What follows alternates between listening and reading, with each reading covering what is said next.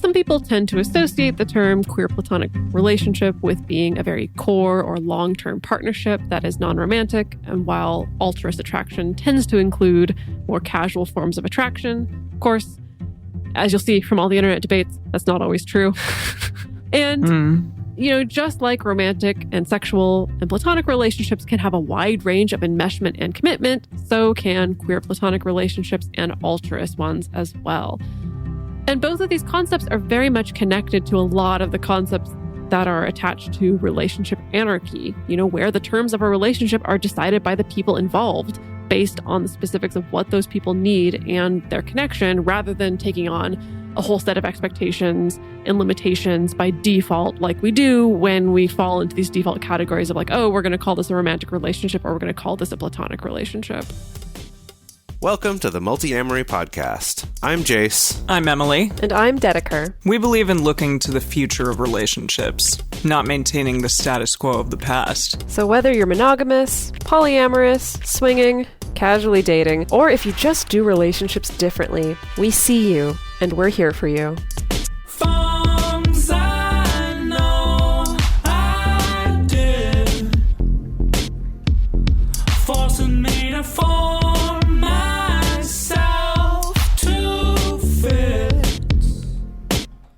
On this episode of the Multiamory podcast, we're not talking about romantic relationships. And we're not talking about platonic relationships. Or maybe we're kind of talking about both of them.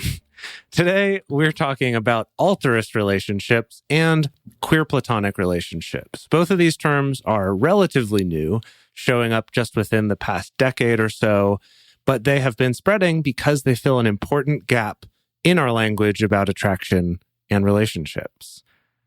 So have we used these terms before? Have you heard them before? What are your relationship to these relationship terms?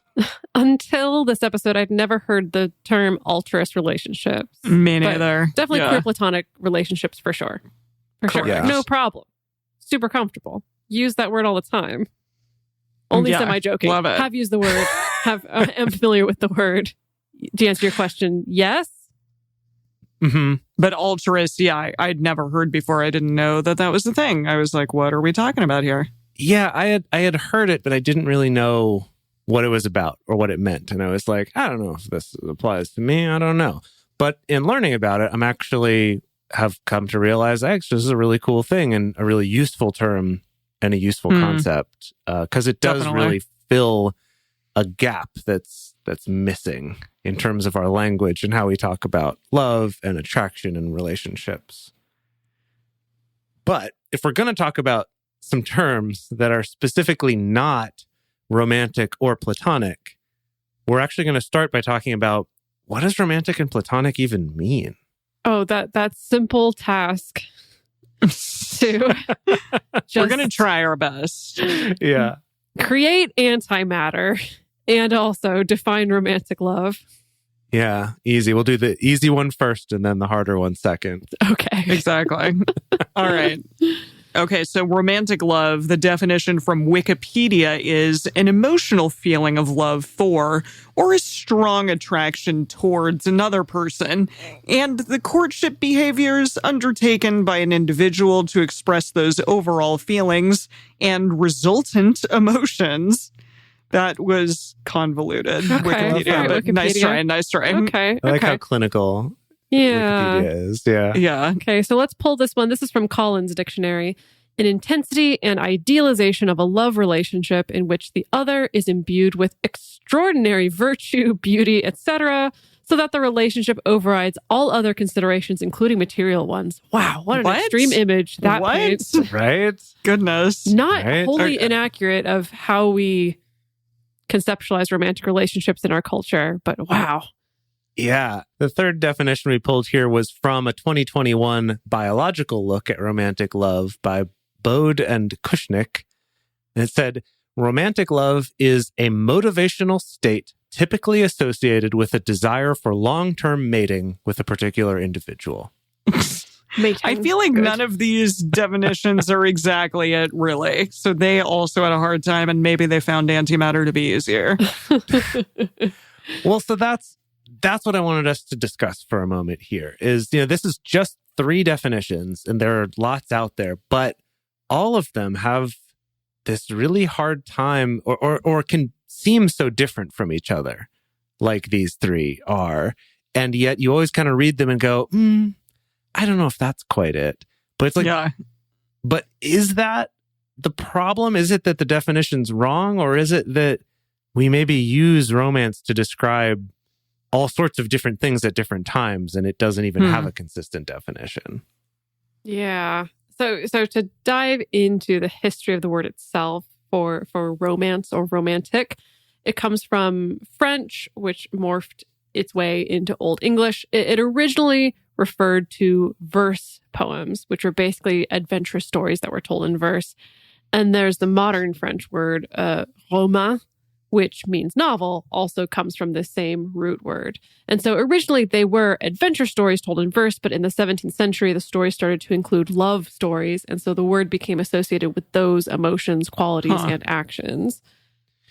Right. And specifically love stories of the chivalric knights and that whole world that involves a lot of possessiveness or even obsessiveness with this person that you're just so taken with that you'll sacrifice everything for them. And that type of kind of losing oneself, I guess, in the romance was characteristic of that chivalric kind of love story that romance originally was describing, because it was about those stories. And so while romance first was describing the stories, then it described kind of the actions, which is that the sort of the courtship and that possessiveness and obsessiveness. And I thought this was interesting because if we go back to that definition that we looked at before, the one that Dedeker read from Collins Dictionary, that talks about the other person being imbued with extraordinary virtue or beauty so that the relationship overrides all other considerations, including material ones. It's so weird. Yeah, I could see that fitting with this kind of original concept of where romance came from. And then the Wikipedia definition talking about, it describes these strong feelings of attraction to someone, but also describes the courtship behaviors undertaken to express those feelings and the emotions one has because of those feelings. It's yeah, that does seem connected to this idea that it's about these stories of these adventures and these nights that have love involved, and kind of what would be going on there actually kind of fits with that. I also heard once upon a time that another marker of this chivalric romance story was that, the object of affection was somebody who may have already been married and someone that you couldn't even have sex with or hope to actually be with. And that was something that made it even more chivalrous and romantic, that it's you still felt so intensely for them despite all that, despite knowing that you wouldn't be able to have sex with them or marry them or whatever, but you still went out of your way and stopped at nothing to profess your love or sacrifice things for them. Interesting. So what you're saying is that your will chooses me, but your heart chooses him. Something like that. I was thinking maybe I'll do anything for love, but in parentheses, but not that. But I won't do that. Yeah, okay. See, I think the real definition of love is going to be specific to each person, and it'll end up in a beat poetry type of sense. It'll be trust, communication. I don't know, excitement, happiness, something like that, and that's it. I do just have to give a call out to Carrie Jenkins, who we had on the show many, many years ago, and her book, What Love Is and What It Could Be. Highly recommend people go check that out, because that's also looking at the history of our notions of romantic love, looking at it through a philosopher's lens. Right. And so I think the other thing to come back to with this is that we're not talking about what is love. Don't hurt me. What we're talking about is what's romantic love specifically. When we talk about a romantic relationship or romance, what are we even talking about? I do wonder if romantic love kind of devolves, or not devolves, but evolves rather into something else, like committed love, or, romantic love. To me, sometimes I associate that with more of the NRE or courtship stage of a relationship, and then it becomes something else as time goes on, potentially. Yeah, that's interesting. I mean, there's definitely people who study, forms of love who that's kind of the specific thing that they study is kind of the evolution or the progress through different sorts of love, or maybe the distinctions between different types. But I think the reason why romance and romantic love is worth spending some time talking about is because so often we use it as, we can talk about all these different forms of love and different types of attraction, but we kind of define relationships into one of two categories. They're either romantic or they're platonic. And that, when you really look at the definitions and how they're used, and if you ask people for their definition of it, you're going to get a bunch of different definitions that are neither of those are are large enough to be, these are the only two categories. And yet that is still how we categorize relationships. And I don't think that's in itself a bad thing. I think it's useful to kind of have a way to distinguish them, but I think it's worth getting some clarity on what we mean by these distinctions. What is romantic? One of the other things to note about romantic love is that I came across things from several anthropologists who over the years study cultures that were not completely taken over by European culture like so many have been, and that they stated that in a lot of those cultures, they lack the same sense of romance as we know it, that we kind of take it for granted. It's either romantic or it's platonic, but that their romance might not include the same feelings of monogamy and jealousy and exclusiveness and possessiveness and those things that we associate with romance, largely because of it growing out of this chivalric sort of way of thinking. So I thought that was pretty interesting too. Yeah, that's fascinating. Wow. I'm like, I want to know more about those other cultures and what we can take from them in our own view of love over here in the West. Right. Yeah. Alrighty. Let's talk now about platonic love. So we're going to throw some more definitions at you. The first one is from Merriam-Webster Dictionary. It is love conceived by Plato as ascending from passion for the individual to contemplation of the universal and ideal. What? What? As love that ascends from passion for an individual to contemplation of the universal and the ideal. So it's like your gateway to the doors being blown off your reality and just having a total stoner whoa moment about the whole universe. That's platonic. Oh, really? Oh, because it's like a Plato thing as opposed to like the word platonic. Is that what it's getting at? Well, that's where the word comes from. That's where the word comes Plato's from. Yeah, name. Plato, Yeah. platonic. Got it. Right. But Plato's like rocking your freaking world is what you're saying. Right. You're transcending passion for one person to just like contemplation of the universe and truth and things like that. I mean, that echoes some sentiments I've heard in some more like new agey hippy dippy spaces around romantic love and also around specifically non-monogamous love as well. The idea that this love is kind of the gateway or the pathway that opens us up to this deeper love of the entire universe or of all beings, that it helps us tap into that in some way. Sounds like you're on MDMA. I mean, I think that's the shortcut for a lot of people, but sure. Got it. Okay. Yeah, super far out. Very cool. The second definition from Merriam-Webster is a close relationship between two persons in which sexual desire is non-existent or has been suppressed or sublimated. That's interesting. Yeah. Sorry, I don't know Dedeker, if I you would... looked like you were going to say something. It's interesting that they got those flavors in there of suppressed or sublimated as well. I know. Yeah. I because that almost makes it sound like the people kind of want to, but we're not going to. Or we want to, but we're deciding this is going to be firmly platonic. Yeah.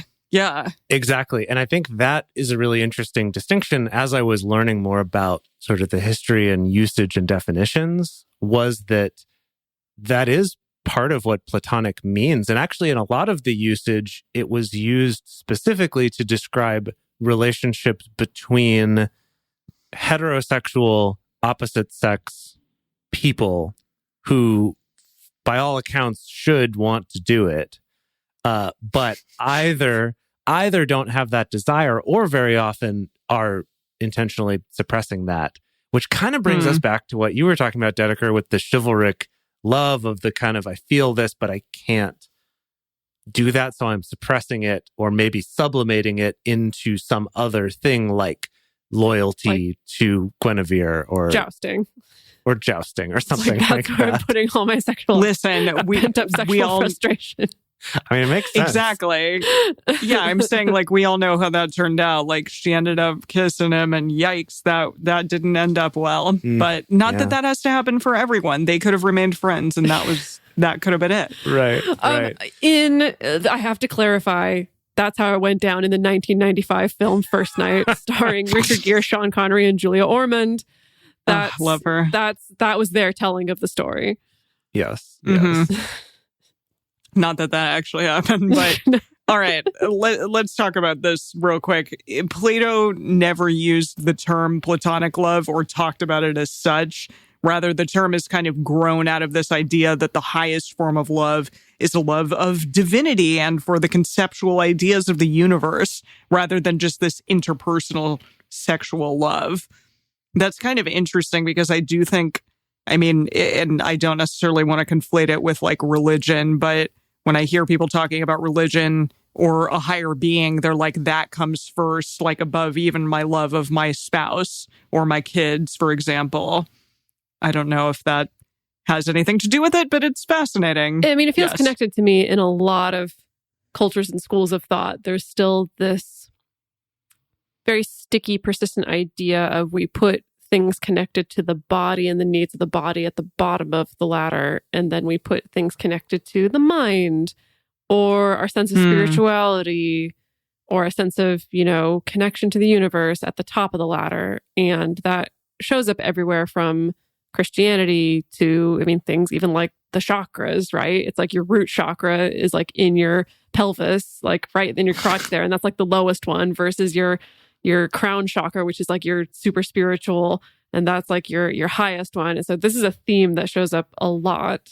Mm-hmm. If you're doing a downward dog, it becomes the highest one, your root chakra. True. Good. True. Or if you're in an inversion. There's a lot of positions where your root chakra becomes the highest one, if you know what I mean. Hey-o. Yeah, quite. Indeed. So Plato did describe the levels of love as a ladder, just like you were talking about with this sexual lust at the bottom. And then as you move up, you stop paying attention to the physical form at all. And then you just like move towards love of divinity and being one with the universe, basically. How beautiful. I don't know. Again, it sounds like he was on a lot of drugs. Like, good for him. Like, have some fun, but fascinating. I don't know. I feel like I'm a little more like grounded on my interpersonal relationships rather than my oneness with the universe. I do think it's interesting, though, that if we took this term from Plato talking about love, it seems like the way we use it is completely not referring to that at all. And so it is kind of weird how this one, even more so than the other romance or the other love, the romantic love we talked about, is even farther from kind of where it originally came out of, at least in how we use it today. That's true. Now, here's an interesting definition of platonic love from Britannica. So, quote, in common speech, platonic love means a supremely affectionate relationship between human beings in which sexual intercourse is neither desired nor practiced. In this sense, it most often refers to a heterosexual relationship. So like Jase was saying. And by extension, it may be used to cover that stage of chivalrous or courtly love in which sexual intercourse is indefinitely postponed. From the Renaissance to the end of the 19th century, the term platonic love was also used as an occasional euphemism for homosexual love in view of the comparatively tolerant attitude to such love discernible in Plato as well as in other Greek authors. Fascinating. Right. So, the whole thing about finding like my other half or whatever, that idea that it comes from this story from Plato's Symposium, I think was the one that came from. The idea that humans were originally these beings that shared one body and had two sets of legs and two arms and two faces looking opposite directions, and that at some point we were split apart And so we're kind of on this eternal quest to find our other half. That in that story, he specifically says, and there were 3 types of these beings. There were the ones that were 2 males, male, female, and 2 females. And so that idea of maybe platonic love also referring to how they were much more kind of accepting of that than people were in the 19th century. Oh, it's like that Hedwig song. Yeah. Which one? Yes. Yeah, The Origin of Love. It's basically that, exactly. Yeah, I mean, that's telling the same story. Yeah, exactly. Yeah. Interesting. But again, the sexual intercourse thing is the one that kind of differentiates it. I guess that makes sense, but it leaves out people who are asexual, for example, or a variety of other things. So I don't know. And I wonder if that's like the only thing that creates the differentiation there. And that's the weird, interesting part when I was trying to get to the bottom of this, where I was like, okay, generally speaking, when we think of romantic relationship or like a romance novel or a romance book, it's that you have 2 people who want to have sex with each other and also feel affectionate toward each other and probably want to keep having sex with each other for a long time. That's kind of like, those are the defining traits we think of for that. And maybe possessiveness too, or monogamy or something. And then when we think platonic, we think close relationship, but no sex, whether that's because you don't want it or you just can't do it. But either way, that's platonic. But then it is this weird thing of like, if we're trying to imagine that these are defining traits of love, and then you say, okay, well, what if you took sex out entirely? Are they still different from each other? And I was hoping to get to sort of the bottom of what that might be. And it all sort of falls apart. Because it does seem like that's kind of the only difference. And I don't think it really is in how we talk about it. Like there's other sort of romantic gestures and things like, holding hands or kissing or whatever. But again, some friends do that, some friends do that, and some cultures do that more than others. And so it's just weird to me that we have these 2 categories that we talk about as if like these are the 2 categories. And yet, even they don't hold up to much scrutiny, Yeah, I did an interview recently on Australian radio about, it was a very like polyamory 101 style interview. And, like all the typical stuff. It's like you get to the point of answering those same questions over and over. Like, I feel like I could do it in my sleep at this point. But I mean, that same argument where you're trying to point out to people like, hey, you manage having multiple close friends, you manage having multiple close family members, you manage having multiple children. Like, it's all the same skills really being pulled on. And one of the hosts was like, I'm not going to do a terrible Australian accent as much as I would love to because I can't. Sorry. I'm just sorry for all of our Australian listeners. So sorry. It's just going to be bad. Or no, I can't. No, I'm not even going to do it. Okay. Only behind closed doors for that one. No, but one of the hosts was asking, but the intimacy, there's intimacy that like makes that different. And I did try to push him on that of like, okay, by intimacy, do you just mean sex? Right. Like, do you just mean that it's sex is the only thing that makes your like relationship with your wife at all any different from your relationship with your best friend? And he's like, oh, well, no, like not just sex, but also couldn't quite put into words what it actually was. And so it is that weird thing where on the one hand, I think, again, we're trained to think in this binary of sexual relationship, non-sexual relationship. And we also know that just because sex is happening does not mean that there's romance happening or love happening or actual partnership happening. And it's like a very incomplete discussion on these things. Yeah, and I think it's, again, in our society and Western culture and society here in America, especially, we place so much, I guess, on the sexual romantic relationship and the possibility of marriage and all of that because they're the people that get all the tax breaks and, it's seen as the highest form of what human beings can accomplish in a unit, I guess, to a lot of people. Like, this is the pinnacle, this is the thing that we're all striving for, and it's that's challenging, I think, at times, because it discounts the other types of relationships that we can have in our lives. Yeah. And something we'll get into more in the second half of this episode too is how it also kind of, the way we talk about them sets up this kind of hierarchy where it's like, yeah, platonic relationships are cool and all, but like the ultimate one's romance, which is why we say things like, oh, well, this is less than romance, but more than platonic or something like that. We're kind of unconsciously setting up this hierarchy of romantic ones. Basically, the relationships where you fuck each other are somehow more important, or they're higher or better or more desirable or something like that. So it's just interesting how baked into all of our language and all of our culture that is. And we're going to talk about some terms that are challenging that right after we take a quick break to talk about some of our sponsors for this show. If you could take a moment to check them out, it helps us to keep this show going and keep it coming to all of y'all out there for free. Welcome back. We are going to dive right into talking about the term queer platonic. So, this is all new language that we're talking about here, literally coined in the last 2 decades or less, I would say. So queer platonic relationship, or sometimes shortened to QPR, that was first coined on specifically December 24th, 2010. It showed up in an online thread called Kaz's Scribblings. And clearly it filled a need that was there because the term caught on and spread throughout the queer community. Like wildfire. Yeah. Mm-hmm. All right. So it came out of the need for a term to describe the desire for an aromantic relationship that was not strictly defined into one of the 2 categories that we were just talking about, romantic or platonic.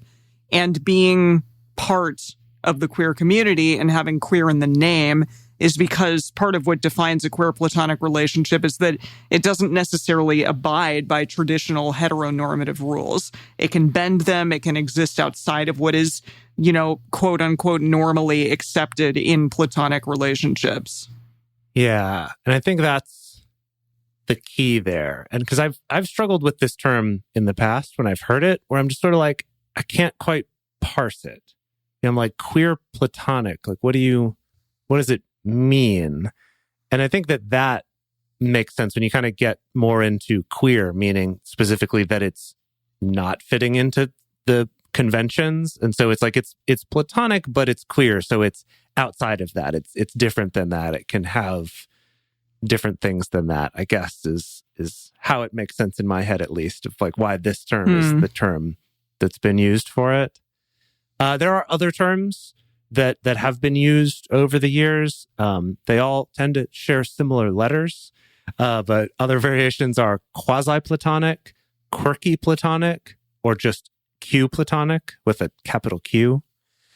And it does tend to, though, involve deep, long-lasting relationships. It's kind of a core relationship or a very serious relationship. Not always. That tends to be what goes along with queer platonic.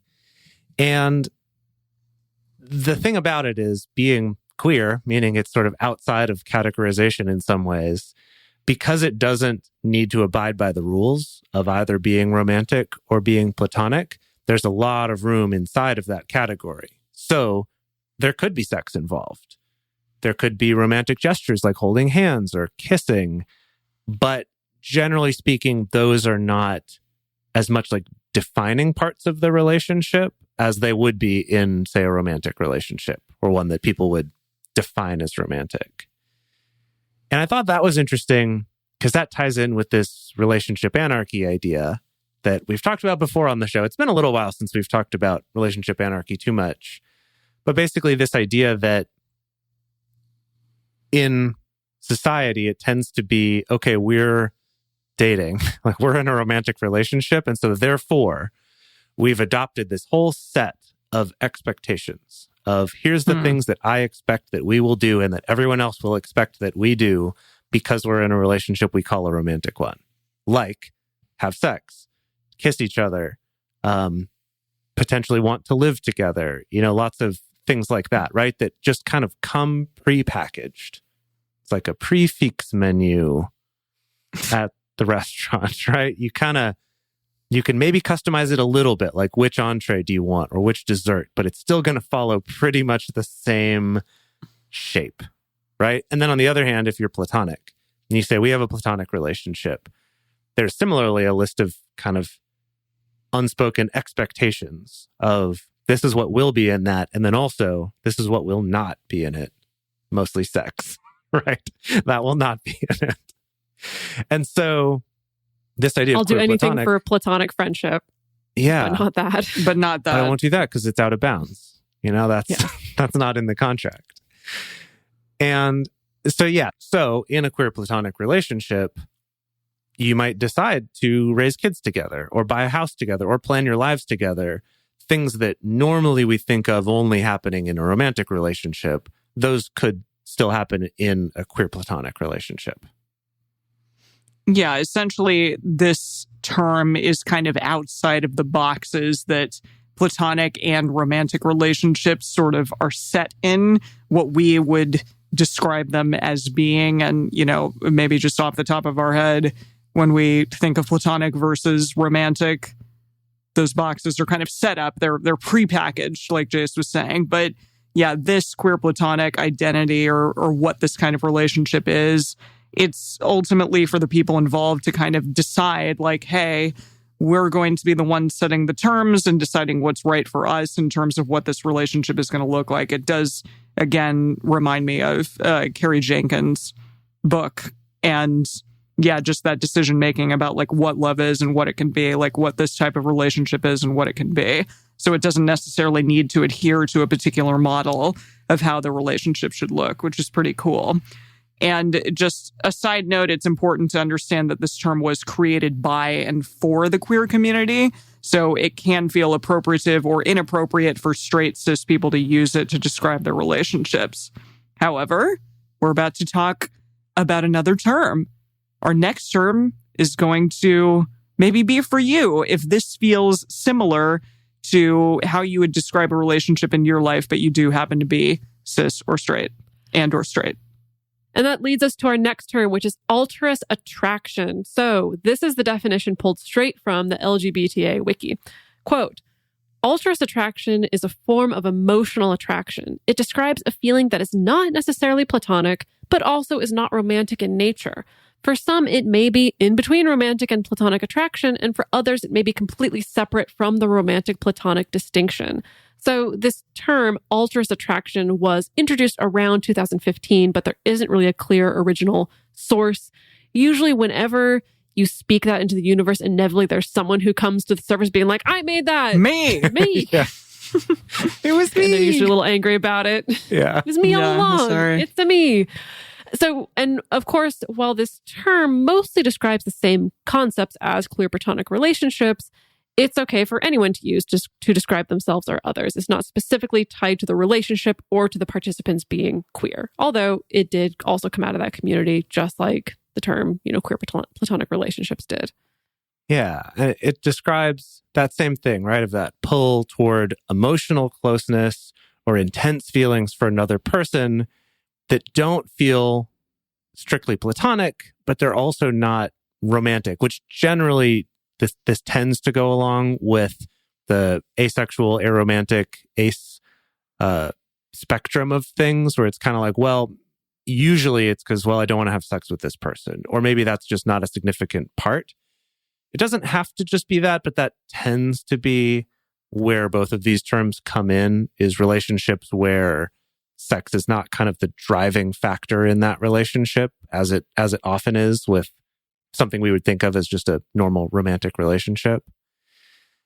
Now, even in trying to describe it, it's kind of hard to avoid saying things like, well, it's like a relationship that's more than platonic, but not quite romantic.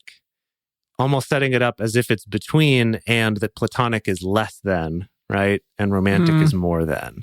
And it's hard to avoid that temptation, but there has been a push to really intentionally move away from descriptions like that, because that implies this hierarchy where romance is still somehow the best or the most, and that platonic is somehow weaker than that, and that this is sort of medium strength. I appreciate that it's a different word entirely from romantic or platonic. Yeah. Yes.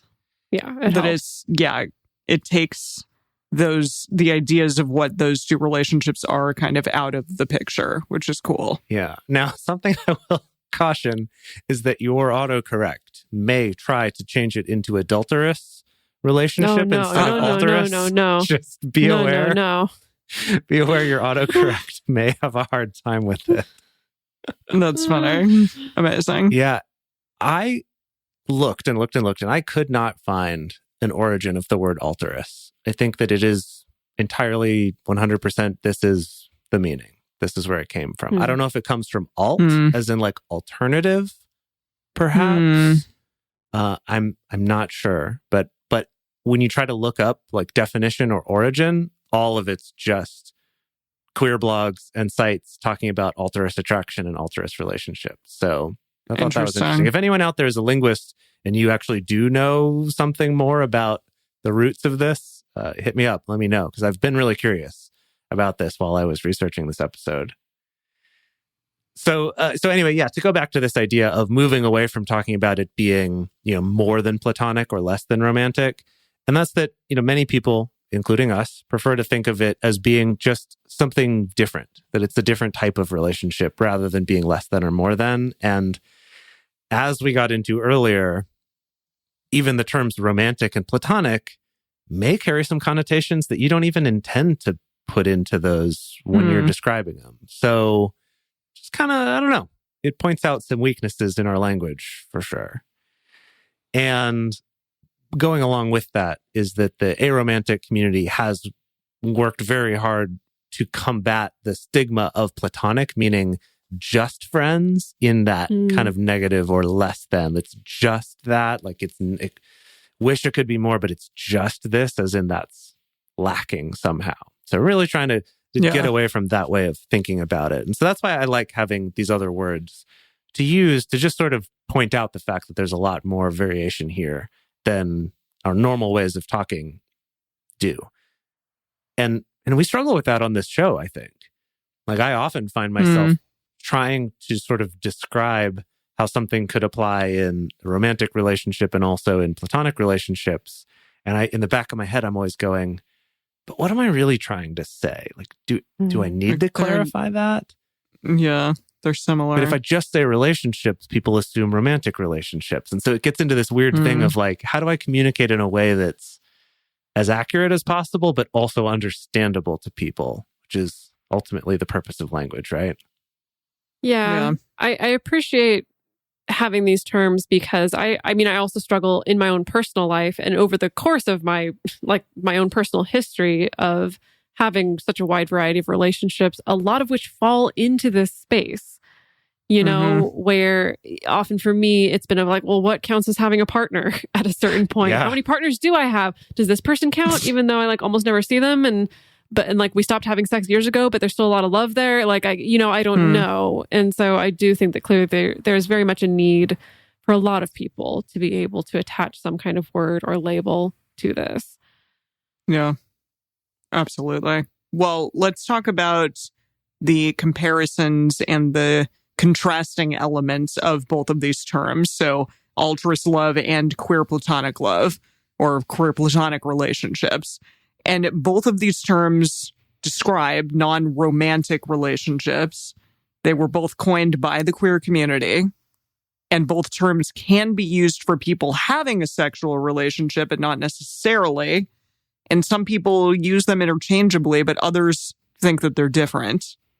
I don't really know. They sound pretty similar to me. But maybe they're different. This is a hot topic of debate on forums sometimes. Honestly, within this community, like anyone who's outside the mainstream, if it comes to debating a label, it's We love it. We're all over it. It's low-hanging fruit. Sure. Yeah. Indeed. And also alterous, as we said before, it can be used by and for anyone, but queer platonic should generally be reserved for people who identify as queer and whose relationships are queer. And some people tend to associate the term queer platonic relationship with being a very core or long-term partnership that is non-romantic, and while alterous attraction tends to include more casual forms of attraction, of course. As you'll see from all the internet debates, that's not always true. And, just like romantic and sexual and platonic relationships can have a wide range of enmeshment and commitment, so can queer platonic relationships and alterous ones as well. And both of these concepts are very much connected to a lot of the concepts that are attached to relationship anarchy, where the terms of a relationship are decided by the people involved based on the specifics of what those people need and their connection, rather than taking on a whole set of expectations and limitations by default, like we do when we fall into these default categories of like, oh, we're going to call this a romantic relationship or we're going to call this a platonic relationship. Mm-hmm. Yeah. So I really enjoyed both exploring queer platonic relationship and alterous relationships as terms, but also just getting a little deeper into romantic and platonic as their own labels with their own histories and baggage and all that stuff. They're just like us. They have histories and baggage. Indeed. Most things do. Yeah. But I think both these terms are really important to know because at the very least, they help illustrate the range of important relationships that we can have with people and how different these can be. And I really like that they go against this stigma and stereotype that we're somehow less valuable or less deserving of love or less mature if we don't have a romantic relationship.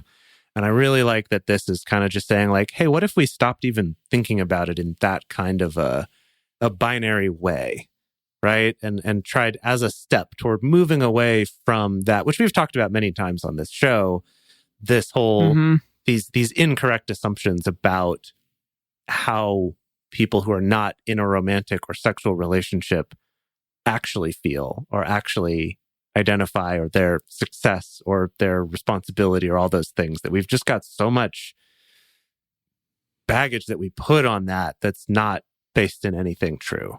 And it's really sad and unfortunate. So I like that this is at least a step outside of that. Absolutely. And we are going to leave you with a quote from Sharonda J. Brown from wearyourvoicemag.com. I really like this quote. When we don't recognize the true value, efficacy, and gravity of non-romantic relationships like those in our real lives, it leaves too many people forcing themselves into romantic entanglements that were never meant to be. A trap that I fell into before understanding and accepting my A-spec identity. Affirming that I have always had the capacity to experience love in abundance and in valid ways that come naturally and feel right to me. To be able to challenge the narrative that I would be eternally empty, unwanted, and without purpose living a life unencumbered by romance was necessary for me to find a better way of loving myself. Yeah. Beautiful. It's really beautiful. I love it. Yeah. Yeah. I found that quote to be really moving. Because even though I don't identify as being aromantic or asexual, that concept of how often I've felt strongly about a person and either tried to make that into a romantic relationship when really that wasn't the right fit for us, or limited or restricted myself from something because it's like, oh, it's platonic, so it can't be that serious. And just to be free from that, boy, if I could go back in time, it'd be a nice thing. If I could turn. That's what I was going to say. If you could find a way, Jase. Yeah. If it's Cher, so yeah. There's been a lot of... Got to go to karaoke now. Musical references in this episode. I'm into that. Anything like love related, that makes a lot of sense. True. That's what that's what most songs are about. Yeah. All right. So for our bonus for this episode, we're going to be talking a little bit about platonic marriages, a trend that perhaps is growing or perhaps has always been here and we're just now discovering it. And for our weekly question this week, we want to know, have you ever held yourself back from a relationship just because it was platonic, or invested yourself less in a relationship simply because it was platonic? We would love to hear from you. Also, if you want to talk about this episode, the best place to share your thoughts with other listeners is on this episode's discussion thread in our private Facebook group or Discord chat. You can get access to these groups and join our exclusive community by going to patreon.com/multiamory. In addition, you can share with us publicly on Twitter, Facebook, or Instagram. Multiamory is created and produced by Emily Matlack, Dedeker Winston, and me, Jase Lindgren. Our episodes are edited by Mauricio Balvanera. Our social media wizard is Will McMillan. Our production assistants are Rachel Shennework and Carson Collins. The researcher for this episode is M. Mays.